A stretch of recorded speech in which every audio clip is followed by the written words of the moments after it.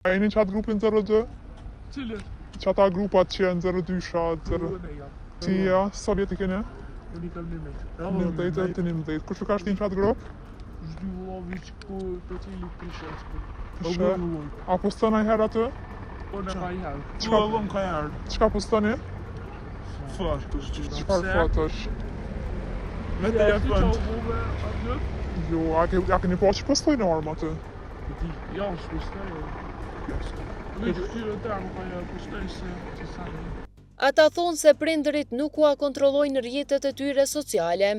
A din prindë juj që jeni në qatë grup? Jo, po bja me di që janë. Qysh po thu? Po bja me di që janë.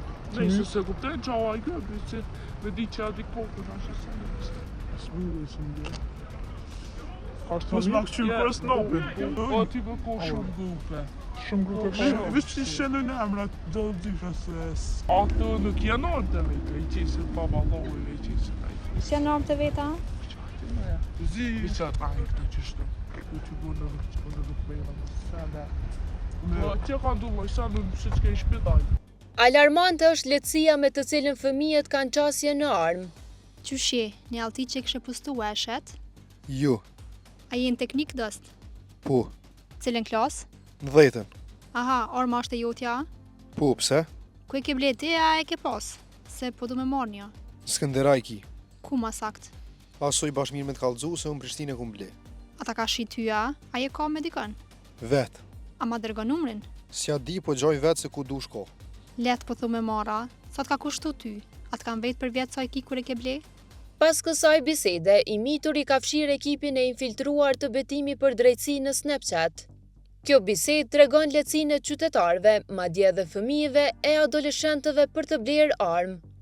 Mentor Vrajolli, drejtor ekzekutiv i Qendrës Kosovare për Studime të Sigurisë, thotë se armët ilegale nuk janë vetëm relikte të mbetura nga lufta.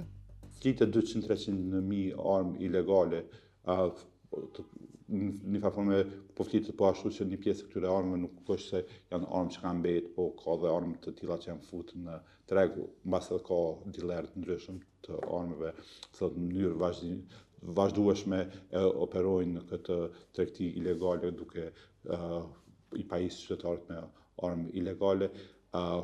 Mendoj që kjo është shqetësuese për faktin që të gjitha krimet që synohen mu kry, kryesisht synohen mu kry për duke mos u zbuluar dhe armët ilegale mund të targetohen për gjëra të tilla. Destan Mustafa, udhëheqës i divizionit për armë, municion dhe eksploziv në Ministrinë e Punëve të Brendshme, thotë se numri i armëve ilegale ka rënë.